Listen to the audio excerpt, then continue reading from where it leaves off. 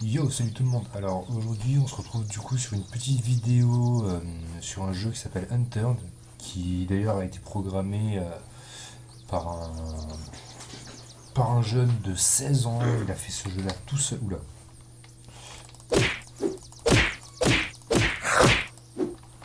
Ouais, bon, ok. Ça commence super bien. Ouais, je disais donc par un petit jeune de 16 ans. Donc, franchement, bah, déjà chapeau à lui. Alors bon, je pense que je ferai une petite vidéo de présentation du jeu vraiment à part parce que je sais pas pourquoi en fait, mais quand j'essaye de lancer le jeu avec mon logiciel de capture, enfin avec l'enregistrement déjà en cours, je sais pas pourquoi, mais ça fait planter le jeu. C'est très désagréable. Donc, euh, donc voilà, bon, alors pour replacer un petit peu le tout dans le contexte, donc pour le moment on joue un mec qui ressemble à ça, qui est à poil, hein, concrètement on est à poil, et on est projeté en fait dans un monde où l'apocalypse zombie est survenue. Putain, je prends cher, c'est très désagréable. Où une apocalypse zombie est survenue et mais du coup notre but à nous c'est de réussir à se mettre bien. Alors parmi les jauges en bas, donc on peut voir la jauge rouge, c'est la jauge de santé, donc qui forcément diminue quand on se prend des coups. Et si on tombe à zéro, si elle tombe à zéro, on meurt. Donc ça c'est logique. La jauge juste à côté avec le couteau et la fourchette, c'est la jauge de faim qui augmente au fur et à mesure. Si la jauge de faim arrive à 100%, votre vie diminue jusqu'à ce que vous mouriez. La jauge bleue à côté, pareil, c'est la jauge de soif. Donc, oh, on s'organise.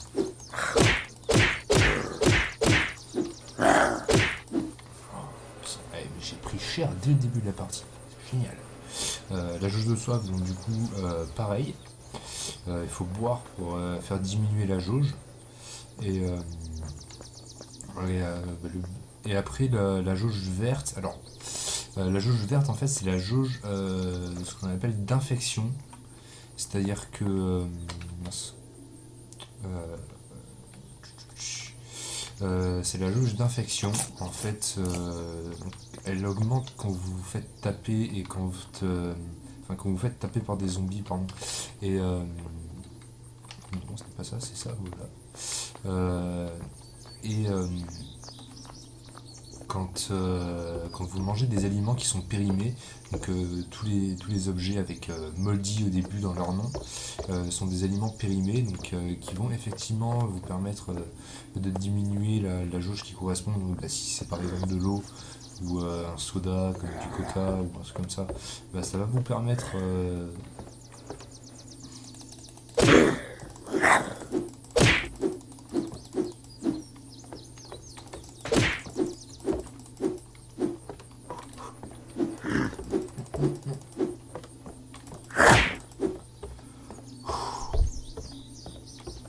bon, il me reste 6% de vie, je me prends encore un coup, je suis mort. C'est génial. Je sens que cette partie va être géniale. Là, je sais que c'est la pharmacie, j'ai peut-être moyen de choper des médicaments dedans. Je me soigner. Ah bah non. Bon bah, cette vidéo aura mal commencé. Bon, on va refaire ça proprement sans aller trop vite. Donc je disais donc la jauge rouge, la jauge de santé. À côté, donc on a la jauge de faim, la jauge de soif. La jauge verte, c'est la jauge d'infection. Et la jauge jaune, c'est votre jauge d'endurance qui diminue. Donc là, je suis en train de sprinter. Logiquement, ma jauge d'endurance diminue. Arrivé à 0%, vous ne pouvez plus courir. C'est pareil quand vous avez des armes en main. Euh, Comment dire? Quand vous avez des armes en main, vous pouvez utiliser une espèce de coup puissant avec cette arme qui fait que du coup, en fait, ce coup est plus fort que le coup normal, il est plus lent, plus fort. Il peut éventuellement one-shot un zombie, donc le tuant en un coup. Donc c'est plutôt pratique, mais il consomme de la stamina, et la stamina il quand même un petit moment avant avant de se re-remplir à nouveau. Donc c'est quelque chose qu'il faut apprendre à gérer, et c'est pas forcément évident. Oh putain, on est à l'héros.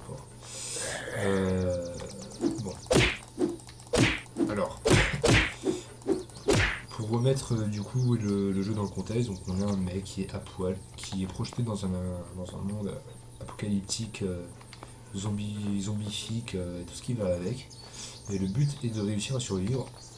Donc pour cela, déjà, bon, la priorité, c'est de réussir à trouver une arme pour pouvoir se défendre. Parce que, bon, on le voit, donner des coups de poing, c'est pas forcément très efficace. Et là, bon, là on est dans l'aéroport, c'est une zone qui est principalement militaire. Là on voit, on a des munitions pour des pistolets, mais bon, sans pistolet ça sert pas à grand chose. On a des médicaments, tout ça. Donc ça peut être pratique. Seulement, voilà, comme je disais, notre personnage est à poil et là on le voit, on n'a que 4 emplacements d'inventaire, dont 3 qui sont déjà pris. Donc un avec une torche que voici, donc qui permet notamment de s'éclairer quand il fait nuit. On a un peu de nourriture, de la boisson et c'est tout. C'est tout. Et du coup, il faut réussir à se débrouiller pour le moment avec ça. Déjà, donc, la priorité pour le début, ça va être du coup, de trouver une arme qui va vous permettre du coup, de vous défendre, notamment d'avoir une meilleure portée pour pouvoir attaquer à plus grande distance les zombies. Parce que là, on voit avec le peu de distance, mais surtout avec les zombies comme ça qui sont couchés, ils sont horribles à frapper. Déjà avec une arme c'est compliqué de réussir à les toucher, mais alors à main nue c'est la galère.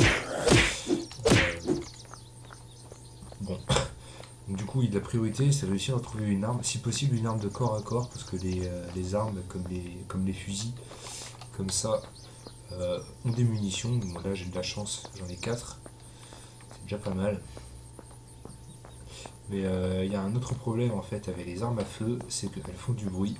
Et le bruit a tendance à attirer les zombies. Euh, et donc, bah, forcément.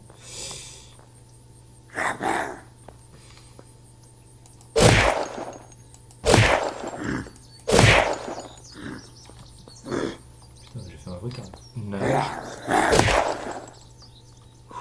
Et là, bah, forcément, j'ai plus de balles. Voilà.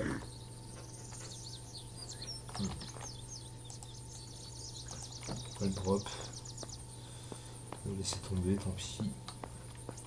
C'est pour ça qu'il faut impérativement, si possible, réussir à trouver une arme de corps à corps que vous pouvez garder tout le temps sur vous et qui vous permet du coup d'avoir vraiment un moyen de défense permanent. Parce que voilà, là on l'a vu, hein, avec les fusils, bon c'est bien, c'est cool, mais ça fait du bruit, du coup ça attire les zombies. Ce qui fait qu'en fait vous vous retrouvez avec encore davantage de zombies sans forcément avoir les munitions nécessaires pour tous les tuer. Et donc du coup, bah, obligé de... Putain.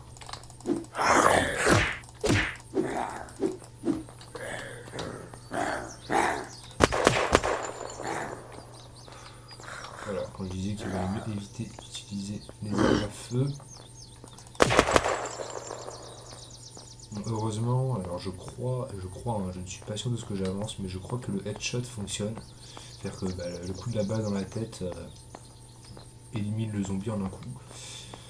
Si c'est ça, j'ai peut-être une chance de m'en sortir avec juste un fusil comme celui-là. Du moins jusqu'à ce que j'arrive à trouver une arme de corps à corps. J'espère que je vais en trouver dans les hangars qui sont là-bas, parce que sinon je suis vraiment dans la mouise. Pour le moment déjà je vais passer par là, je vais voir si j'arrive pas à trouver quelque chose pour me soigner. Parce que sinon ça va être compliqué. Alors évidemment, obligé de laisser tomber le fusil, purification. Oh. On a quelques... En gros c'est des pansements. Qu'est-ce qu'on a de l'autre côté? Du tissu, des vitamines. Oh, génial, un antidouleur. Non. Hop. Ah, voilà, déjà ça me permet de remonter un peu ma jauge de vie. Puis on va diminuer l'infection de notre garçon. Sinon on risque de rapidement se retrouver en difficulté. Allez, toi. Voilà. Bon. Allez, on va voir. Il y a un zombie qui est là. Un zombie qui est là. Oh là là.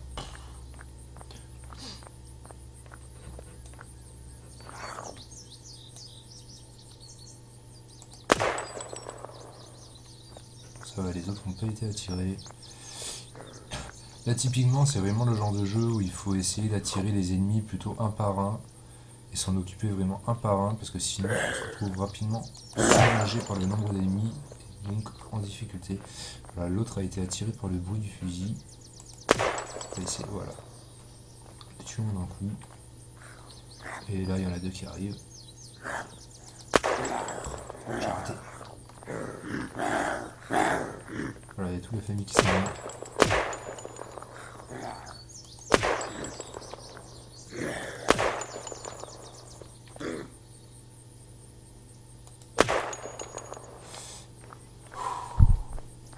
C'est une partie compliquée pour le coup. Là, c'est vraiment compliqué. Bon, on devrait pouvoir essayer de s'en sortir. J'espère. Club de golf, je peux m'en servir comme arme de corps à corps. Voilà. On a une pioche, très important la pioche. Une batte de baseball. Quoi? Un casque. Bon, on va éliminer les zombies au fusil pour l'instant.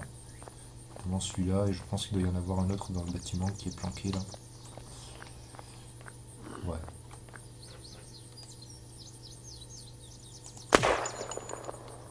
Est-ce que l'autre est attiré? Non, il n'est pas attiré. Tant mieux pour nous. Ça va nous permettre de nous approcher plus tranquillement. Et l'autre, il arrive.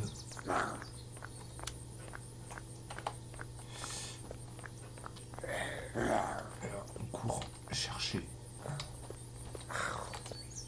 Allez, sang. Oui, d'accord, je l'ai pas droite en fait. Faut que je cours.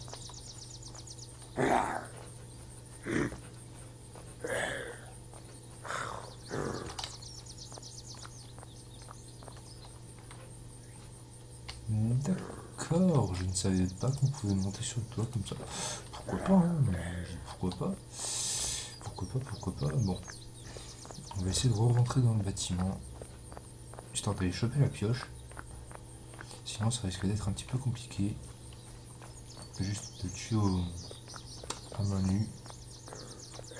Bon, on va essayer de la tirer. Hop, voilà.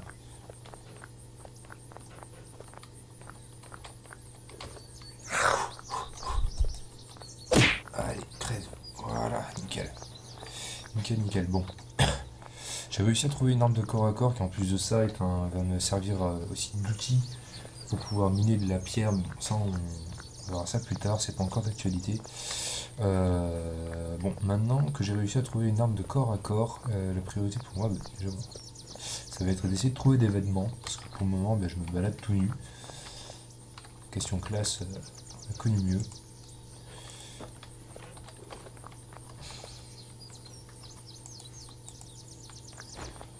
Voilà, j'ai réussi à trouver un pull.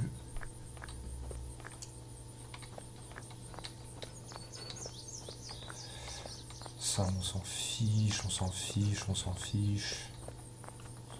Il me semble que j'avais trouvé il y avait un casque dans l'autre hangar. Je vais le prendre si je peux. Parce qu'il faut savoir que dans ce jeu, donc vous pouvez trouver des objets comme des armures, des armures, des casques qui augmentent très légèrement, mais vraiment très légèrement, votre résistance face aux attaques des zombies. C'est pas beaucoup, mais ça peut vous sauver la vie. Donc c'est toujours bon de les prendre. Surtout qu'en plus de ça, une fois que vous êtes équipé d'un vêtement, il n'est plus dans votre inventaire. Ce qui fait que du coup ça libère de l'espace. En gros c'est comme si vous aviez un emplacement d'inventaire caché directement sur vous. C'est plutôt pratique. Des balles militaires. C'est pas très pratique pour moi. Là évidemment le soir tombe, donc de nouveaux zombies apparaissent.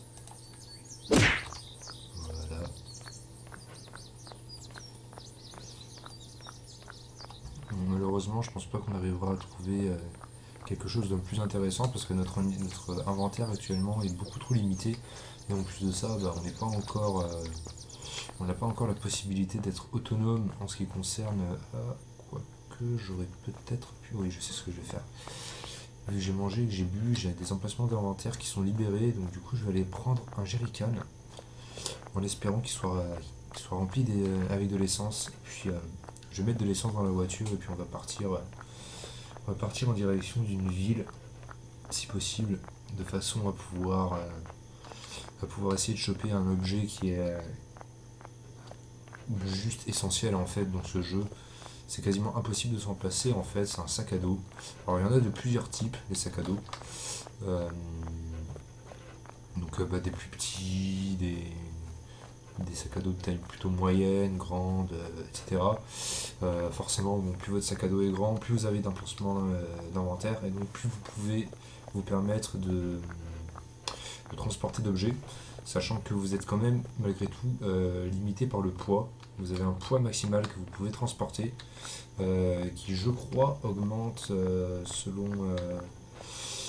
que je dise pas de bêtises, c'est possible que niveau... Voilà, parce que là, en fait, quand vous tuez des zombies, vous gagnez de l'expérience. Ces points d'expérience-là, vous pouvez... D'ailleurs, je vais en dépenser quelques-uns, là. Vous pouvez les utiliser pour augmenter du coup ce qu'on appelle du skill, c'est-à-dire des compétences qui vous permettent en fait je vais augmenter ça et puis ça, allez, soyons fous. Du coup, est-ce que j'ai récupéré? Ouais, j'ai récupéré Jerrycan, normalement il est full. Ok. Ouais, en fait, vous gagnez de l'expérience. Ces points d'expérience vous servent comment dire, à augmenter des compétences qui sont censées en fait vous faciliter la vie. Par exemple, je sais que la compétence, en fait, je sais même plus comment elle s'appelle. Vous avez par exemple, ici, voilà, c'est la compétence, en gros, la survivabilité, qui permet en fait de diminuer le taux d'augmentation en fait de vos jauges de faim et de soif. En gros, ces jauges vont augmenter moins rapidement et donc du coup vous allez pouvoir survivre plus longtemps sans avoir forcément besoin de manger et de boire. Ça reste quand même un temps qui est relativement court, hein, même avec la compétence à fond, vous ne pouvez pas non plus vous permettre de passer 3 jours et 3 nuits sans manger ni boire. C'est juste pas possible. Là, on va essayer de faire en sorte qu'ils ne détruisent pas la voiture. Parce que je sais pas si j'en vais avoir besoin après ou pas. On dit qu'il a été attiré par le bruit de la voiture. Alors oui, vraiment, quand vous vous approchez d'une ville comme ça, ou même vraiment d'un emplacement, si vous voyez l'aéroport par exemple, dans lequel on était tout à l'heure, ou une ville comme celle-là, si possible, surtout de nuit, évitez de vous balader en voiture, évitez de faire trop de bruit. Ah, là on a un sac à dos, ça peut être intéressant. Ouais, bon, on va partir là-dessus pour l'instant. Malheureusement, c'est un sac à dos qui n'a pas énormément d'espace disponible. J'espère pouvoir en trouver un mieux rapidement. Oui, parce que voilà, il faut vraiment comprendre que en fait, alors on peut considérer que les zombies se fient uniquement au bruit. Et donc du coup, quand vous marchez, que vous courez, vous faites du bruit, c'est logique, mais vous faites moins de bruit que quand vous vous déplacez en voiture. Et donc de fait, les zombies qui sont autour, ah super. Ce sac-là est largement mieux. Là, regardez, déjà pas mal d'emplacements qui se sont rajoutés. C'est plutôt pas mal. Là, franchement, c'est vraiment mis bien. Habituellement, je galère comme pas permis pour réussir à trouver des sacs. Mais là, ça va être assez rapide. Bon. Maintenant qu'on a réussi à trouver un sac, on va quand même essayer de se trouver au moins un pantalon. Ça m'intéresse. Canette de coca, de la boisson.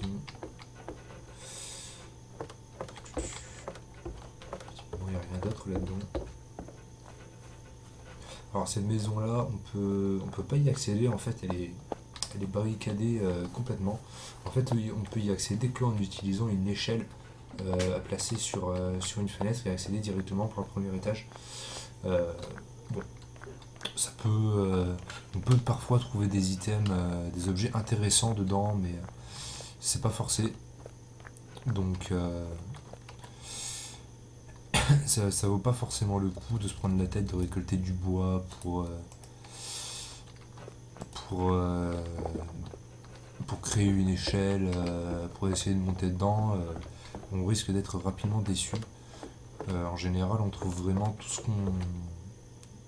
ce dont on a besoin dehors, enfin dans les bâtiments comme ça. Bon, là, si une tomate elle est pourrie, mais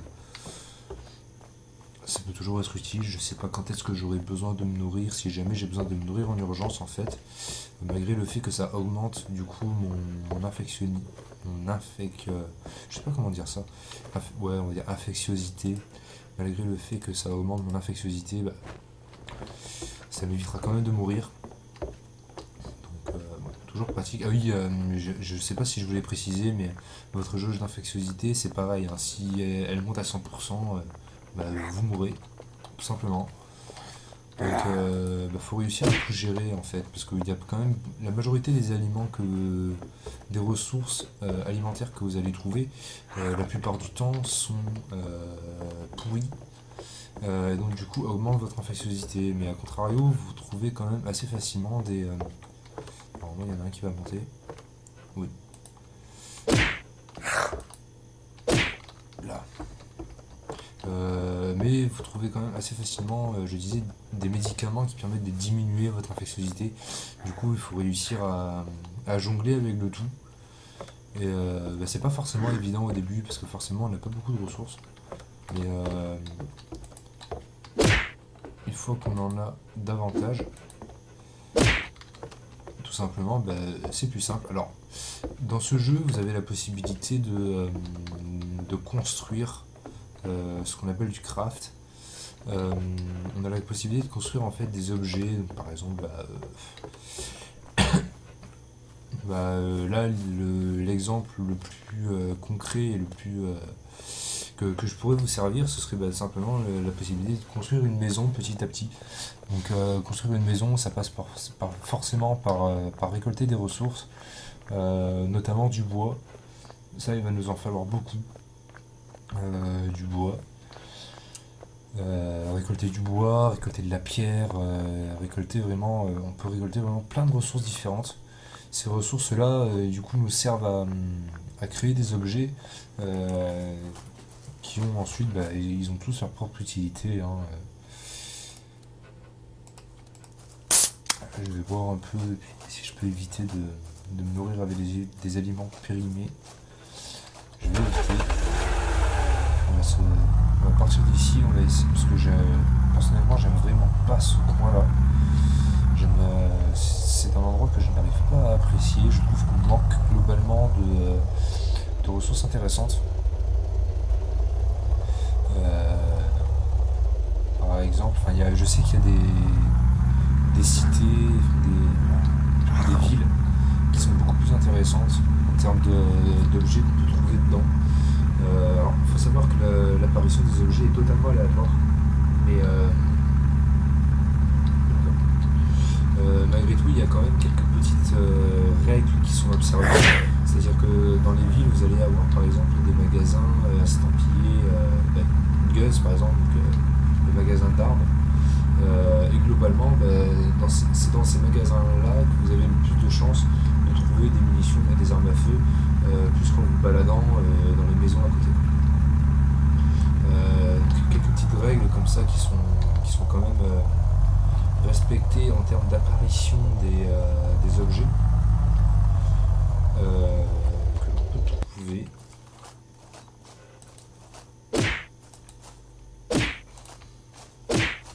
Voilà. Bon. Là du coup ma priorité pour le moment, étant donné que j'ai un sac, que je suis à peu près habillé, ça va être en fait de me trouver notamment des outils. Si possible un petit stock de nourriture et de boissons. Le jerrycan, j'en ai déjà un. Peut-être essayer de me trouver un. Il y a un objet en fait qui permet de réparer les véhicules. C'est toujours pratique. Voilà, ça j'en ai besoin. Ouais, le pire c'est que j'en ai deux, c'est génial. Le marteau je vais le prendre. Il est plus lent que la pioche, mais en général c'est vraiment du one shot. C'est-à-dire que je peux voilà, en général avec le marteau, j'élimine la plupart du temps les zombies en un coup. Quand j'arrive à les toucher, voilà.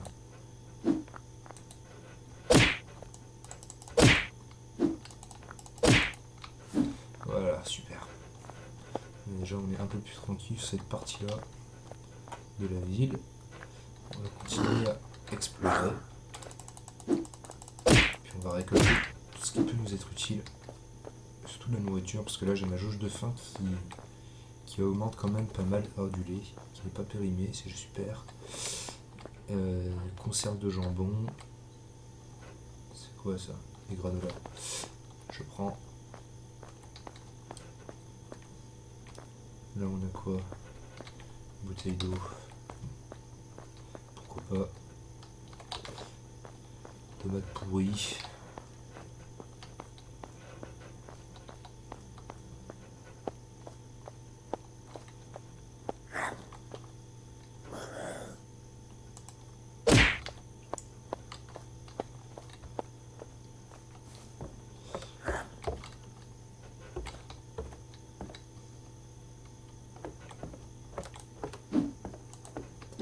Alors je sais pas si vous entendez bien le son, en même temps j'avoue c'est vraiment ma première vidéo, donc je suis encore vraiment un gros débutant dans ce domaine-là.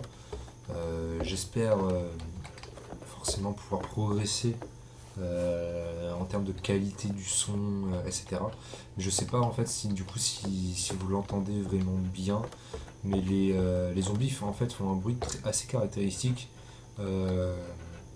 Quand il. Oh super, une bottle water. C'est pile ce qu'il me fallait.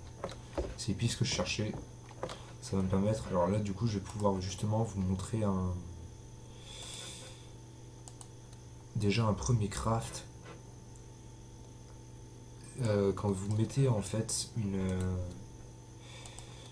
canne avec une bouteille d'eau, ça vous fait une cantine, une gourde.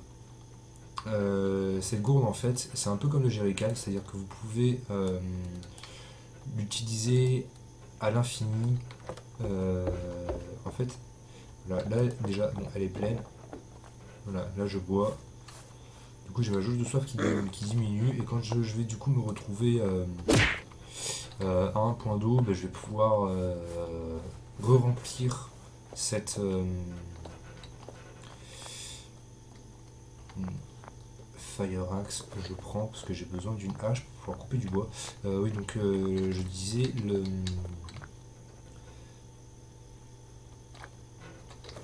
lampe à main, ça peut être utile.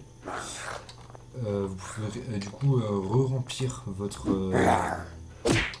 gourde avec de l'eau, et concrètement ça vous permet d'avoir toujours un petit peu d'eau sur vous que vous pouvez boire n'importe quand, et que vous pouvez re-remplir n'importe quand également. Donc c'est vraiment pratique. Hop. Maxime, je prends.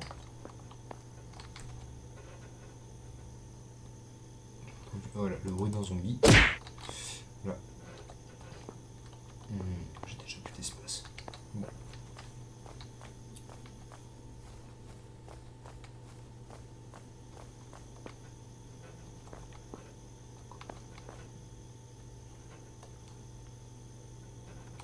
Bon. Bon. Que fait-on? Bon, ça du coup, je n'en ai plus besoin. Je vais manger un peu. Parce que mon personnage commence à avoir faim. Et je suis pas encore dans une posture suffisamment bonne pour pouvoir me permettre de me laisser mes différentes jauges monter comme ça. Plus tard ce sera plus simple, mais pour le moment c'est compliqué. quoi? Cabbage. Alors vous vous demandez certainement pourquoi est-ce que je n'arrête pas de prendre des aliments qui sont périmés alors que je pourrais plutôt chercher des aliments qui sont juste qui sont tout simplement bons à consommer encore, qui n'augmentent pas ma jauge d'infectiosité. En fait c'est tout simple, c'est parce que les aliments qui sont périmés, on peut quand même s'en servir. On peut s'en servir en fait pour créer des graines qu'on va pouvoir planter dans le sol. Et ces graines, du coup, vont produire des aliments frais. Donc, forcément, c'est là qu'on voit l'utilité. Hein. Je suis un peu en difficulté.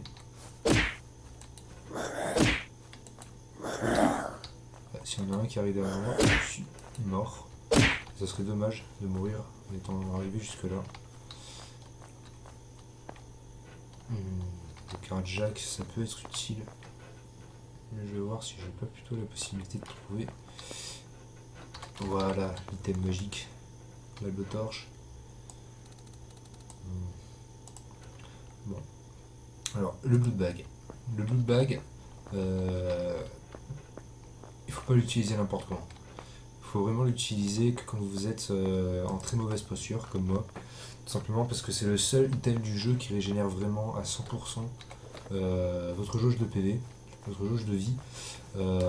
Et clairement, bon, c'est un avantage qui n'est pas négligeable. Et du coup, quand vous êtes, enfin, vous n'allez pas dépenser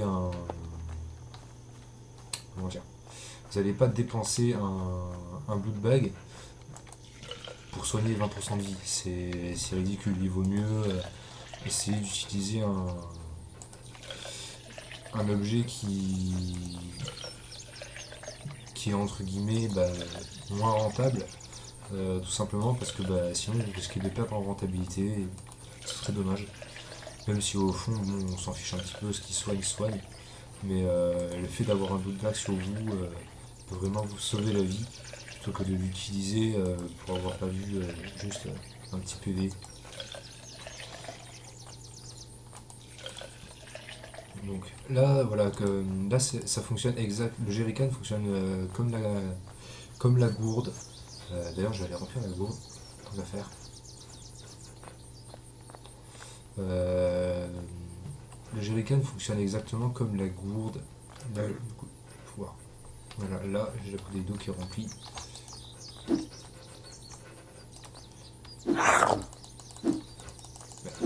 Allez, une touche, bon sang, voilà.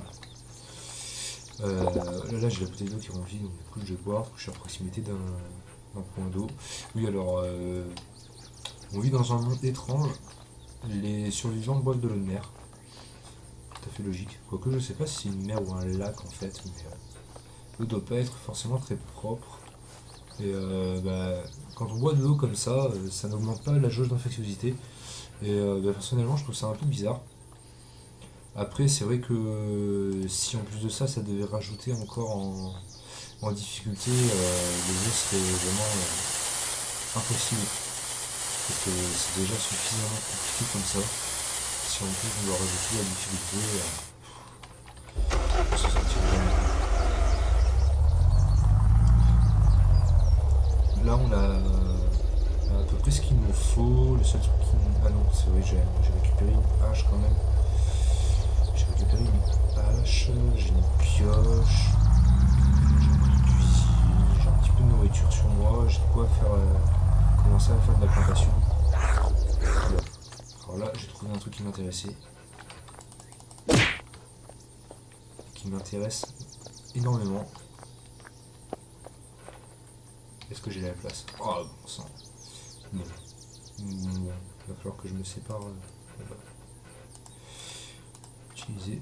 On va réduire l'infectiosité. Ça va libérer un slot. Puis je vais prendre le générateur. Il faut que je libère encore un item. Je vais manger, tant pis. Je perds un petit peu en rentabilité par rapport à la nourriture pour le coup, mais là c'est un item que je pouvais pas laisser passer. Oh, ouais, mais c'est la foire, c'est la fête. Concrètement là c'est vraiment la fête. Là en fait je viens de trouver en à peine quelques minutes que en général je mettais quasiment plusieurs heures à trouver. Du coup bah je suis plutôt content. Non. Hop, voilà. Le casque de mineur qui permet normalement.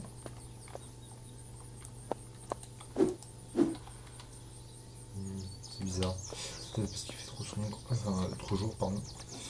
Le casque de Miller en fait qui a une lampe sur la tête qui du coup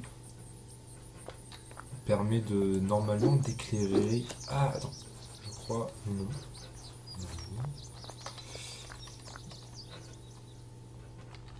Bon, je ne sais pas. Je sais pas pourquoi. Normalement le casque de Miller a une lampe sur la tête, ce qui permet du coup d'être constamment éclairé et de ne plus avoir besoin d'utiliser la lampe torche, ce qui est vraiment pratique. Alors, ce qu'on va faire, c'est qu'on va du coup là on va essayer de se trouver un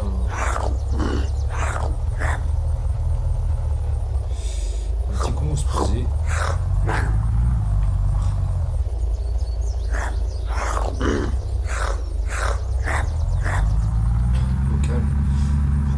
À essayer de construire notre maison et surtout commencer à planter des graines pour être un minimum autonome en ressources alimentaires.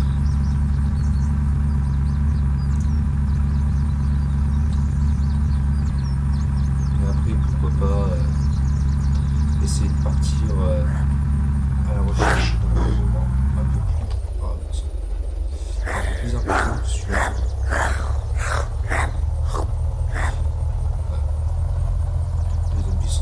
Avec un véhicule.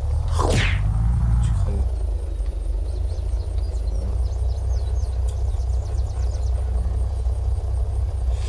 Par contre, voilà, là c'est un des. Comment dire. Là c'est un des défauts du jeu, c'est-à-dire que comme on peut le voir, le terrain n'est pas forcément plat partout. Enfin, c'est même assez rare que le terrain soit vraiment plat.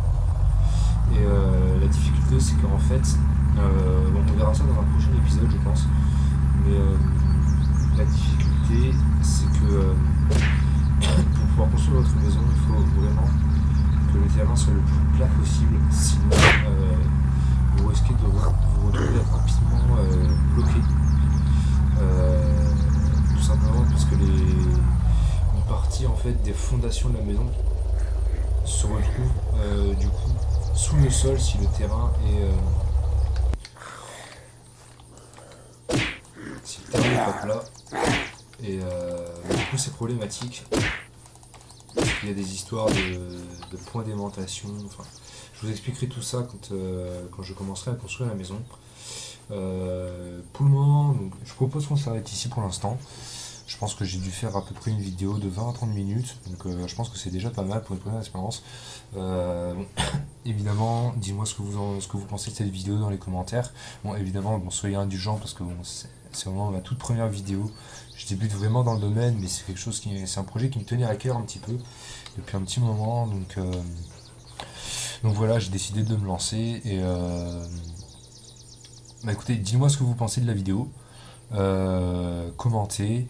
N'hésitez pas à mettre un pouce vert, un pouce bleu, un pouce rouge, un pouce marron, c'est comme vous voulez. Abonnez-vous aussi si vous en avez envie. Et puis j'essaierai de m'en tenir à peu près un épisode d'une trentaine, quarantaine de minutes maximum. Peut-être toutes les semaines, peut-être plus longtemps, je sais pas encore quel rythme je vais m'imposer. Tout simplement parce que je fais des études, j'ai des examens qui vont pas tarder à arriver, etc. etc. Du coup, je vais avoir des périodes où je vais peut-être pouvoir tourner davantage que sur d'autres. Mais bon, ça, je sais que c'est le lot de tous les youtubeurs de la planète. Donc voilà. Évidemment, alors je sais que j'ai quelques tics de langage qui qui seront pas forcément qui sont assez désagréables. Je vais essayer de travailler dessus pour ne plus les faire. Ça va me demander du temps, mais en tout cas, si effectivement je vois que vous êtes satisfait de ce que je vous propose en vidéo, ben, je vais essayer voilà, de corriger tous mes défauts et puis, et puis vous proposer tout simplement une vidéo de la meilleure qualité possible. Bon, bah, du coup, sur ce, je vous laisse et puis à la prochaine. Allez, salut!